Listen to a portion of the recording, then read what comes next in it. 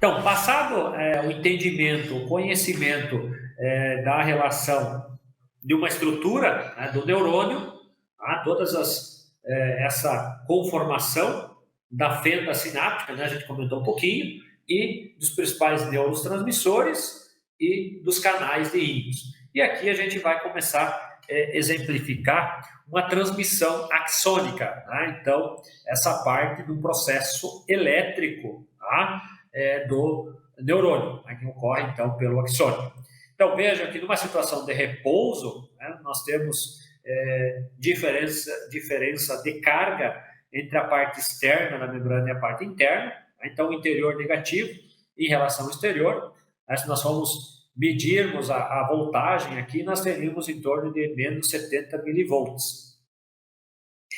E aí, ocorrendo, por exemplo, uma excitação, né, o que começa a ocorrer aí no processo elétrico? Ocorre uma despolarização.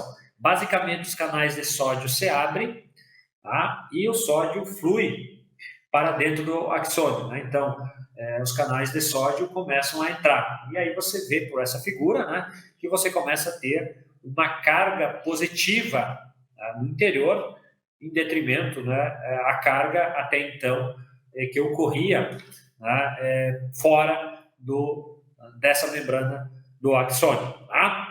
Então, entendendo aqui no axônio e aqui também entendermos numa condição de tempo. Tá? Isso aqui é milissegundos.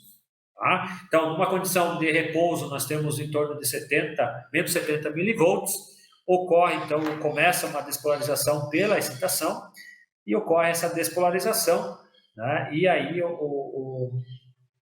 a característica, né, do processo elétrico, né, vejo que tem um pico aqui de 40 milivolts. Tá? Nessa situação, né, os canais de sódio se fecham, tá? Os canais de potássio se abrem. E aí, potássio sai do axônio, repolarizando a membrana. Então, tem essa repolarização. Então, veja que o potencial elétrico de 40 milivolts tende a reduzir, né, a voltar para a situação de repouso. Tá? Então, há um pós-potencial hiperpolarizante, tá, que é incapaz de produzir um impulso nervoso. Vejo que ela até declina a menos de 70 milivolts, mas a tendência, né, no que nós chamamos de período refratário, né, que a membrana já sofreu esse potencial de ação, a depois retornar e ficar numa situação de repouso em menos 70 milivolts. Tá?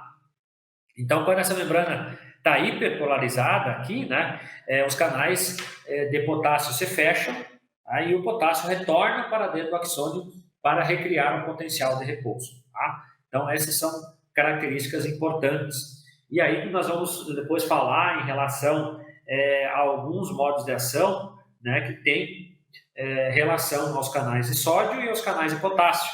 Tá? E aí se comenta em relação aos canais de potássio, né? Vejam que precisa ter esse processo elétrico iniciado, vai ativar os primeiros canais de sódio e depois, né, ocorrer a ativação dos canais de potássio. Então, como mostra a figura aqui, ocorre a despolarização, tá? Volta a ter uma repolarização e vai ocorrendo, então, essa passagem do impulso nervoso, um processo elétrico, pelo axônio do neurônio. Tá? E aí tem a repolarização, né, como a gente falou aqui, mostrando a figura, e essa passagem aí, retorno aí das cargas negativas, né, retornando uma situação inicial de repouso. Então essa seria a transmissão elétrica, né, que ocorre pelo axônio. Tá bom?